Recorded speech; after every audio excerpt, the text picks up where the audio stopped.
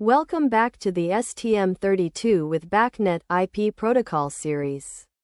In the previous episode, Ep01, we completed the initial setup with STM32 BACnet, configured the W5500 Ethernet module, and confirmed network connectivity with a successful ping test. In this episode, Ep02, we will start diving deeper into the BACnet protocol stack. We'll begin by exploring the BACnet IP data flow and understanding how data moves through each layer. From here, we'll start building the core components of the BACnet stack step by step. Let's get started. The BACnet application layer is the top layer of the BACnet protocol stack. This is where all high-level building automation functions are defined. It contains the BACnet services, such as who is, I am, read property, write property, and many others.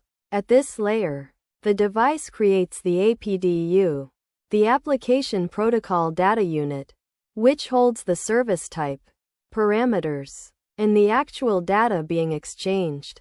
For confirmed services, the application layer also manages invoke IDs, segmentation, and responses like simple ACK, complex ACK, error, reject, or abort. Once the APDU is built, it is passed down to the network layer, where BACnet routing and addressing are handled. In short, the application layer is the brain of BACnet communication. It defines the intent of the message, controls the service logic, and ensures that building automation devices understand each other at the highest level. At the APDU layer, Application Protocol Data Unit, we reach one of the most important parts of the BACnet stack. This layer defines how application-level messages are structured and delivered between BACnet devices. The APDU layer is responsible for packaging BACnet services such as read property, write property, who is, I am, and many others. It manages segmentation, reliable message handling, and ensures that requests and responses follow the correct BACnet rules. In this section, we'll break down how an APDU is formed, how it interacts with the NPDU layer below it, and how each field inside the APDU impacts the behavior of the BACnet device. Understanding this layer is essential before we implement any real BACnet services on STM32. Moving down to the NPDU layer, Network Protocol Data Unit. This is where BACnet handles routing, addressing, and network-level control. The NPDU layer defines how messages are transported across BACnet networks. Whether it's a simple local IP network or a multi-network system with routers. At this layer, we determine important information such as source and destination addresses, message priority, hop count, and whether the message needs routing. The NPDU also acts as the bridge between the APDU above and the underlying transport layer below, ensuring that every BACnet packet reaches the correct device. In this section, we'll walk through the NPDU format, explain each control field, and show how the NPDU wraps around the APDU data before passing it down to the UDP layer for transmission. Next, we move down to the datalink layer for BACnet IP. BACnet IP uses standard UDP IP as its transport mechanism. This means the datalink layer for BACnet IP is relatively lightweight, but still plays a critical role. At this layer, BACnet packets are encapsulated inside UDP frames, using the standard BACnet IP port 47808. The data link layer ensures that BACnet messages are correctly wrapped into UDP datagrams, assigned to the proper IP address and port, and prepared for transmission over Ethernet. For BACnet IP, the data link layer also handles broadcast messages, such as who is, using the network's broadcast IP, allowing all BACnet devices on the subnet to receive them. In this section, we'll look at how the data link layer packages the NPDU into a BACnet IP frame, how UDP sockets are used, and how the W5500 transmits and receives these datagrams within our STM32 system. Alright, let's capture a packet from Yabe and see what it looks like. First, we open Wireshark and pick the right network interface to start capturing. Then we launch yet another BACnet Explorer. Yabe.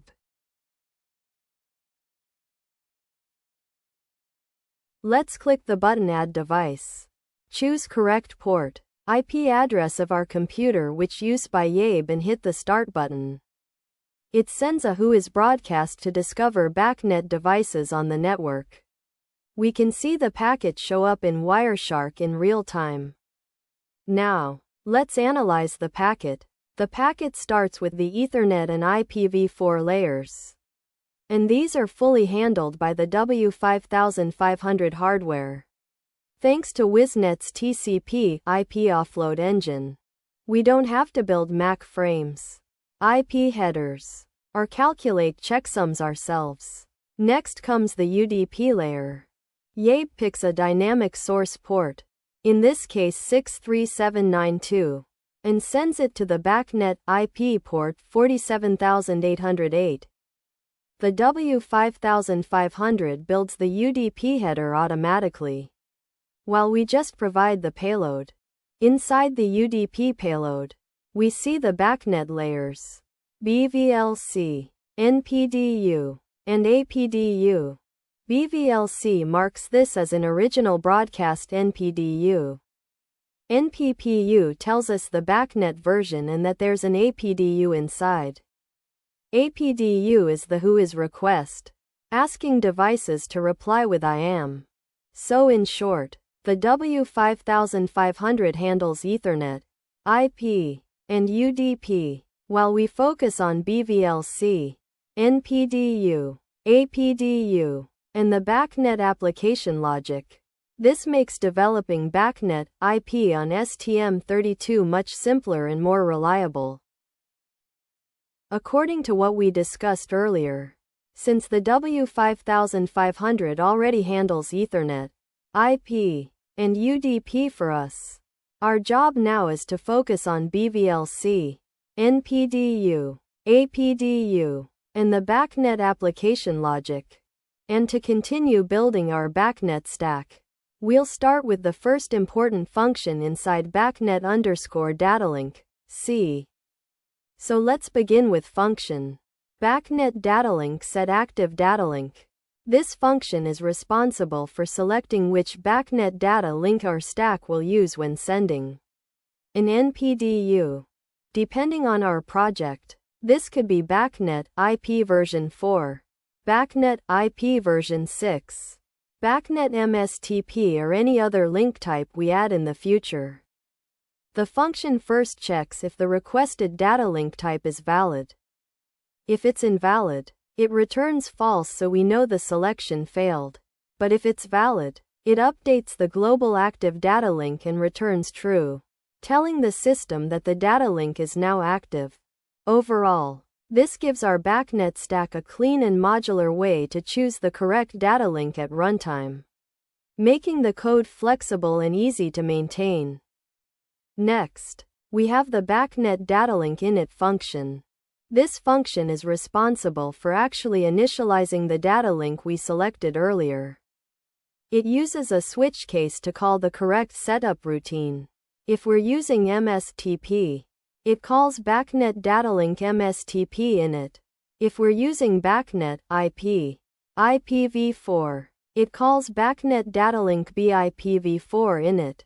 Each initialization function prepares its hardware or network interface so the data link is ready to send and receive NPDUs. If the type is supported, we return true, otherwise, false. In short, this function ensures our chosen data link is fully set up before the rest of the BACnet stack starts running.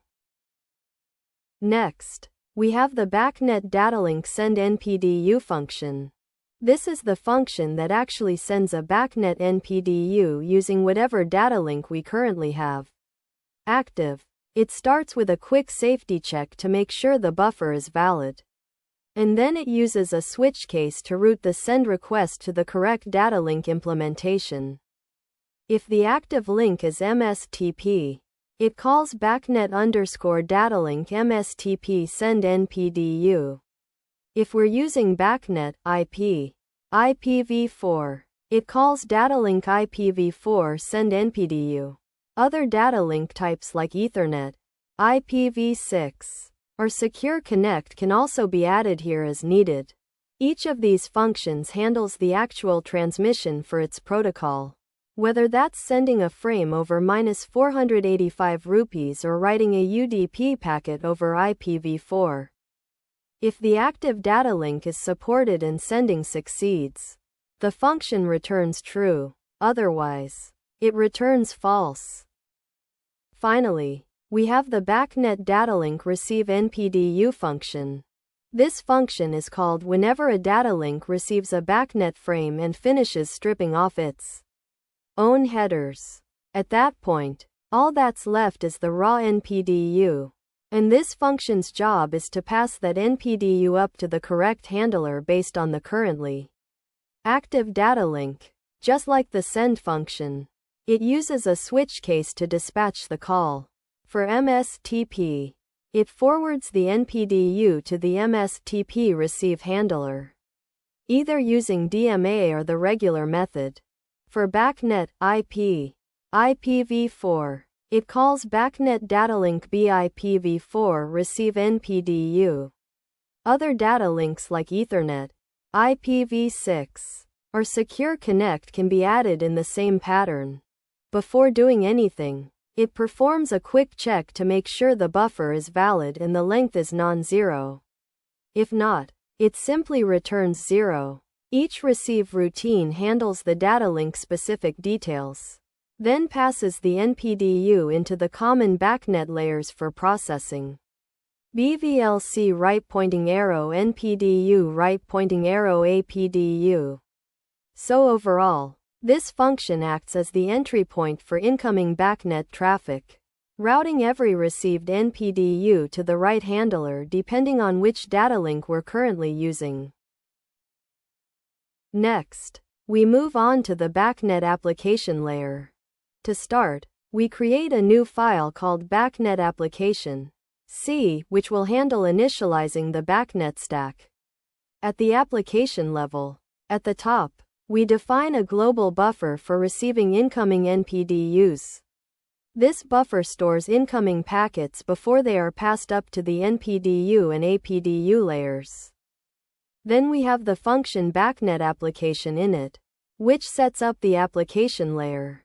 In this function, we first select the active datalink using BACnet datalink set active datalink, BACnet datalink IPv4. This tells the stack to use BACnet IP, IPv4, for all NPDU transmissions. Next, we call BACnet datalink init, BACnet datalink IPv4. This actually initializes the IPv4 datalink, opening sockets, configuring ports, and setting up buffers, so the stack is ready to send and receive BACnet packets. With this setup, the BACnet application layer is now ready, and we can start handling NPDUs and APDUs on top of the active datalink. Alright, that wraps up our setup of the BACnet stack and application layer. In the next video, we'll dive deeper into BACnet IP, IPv4, datalink, explore BVLC, and implement the first BACnet services.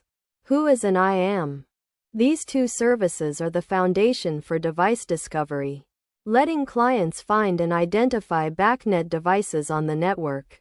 So stay tuned, because we'll show exactly how these packets are built, sent, and received in our stack.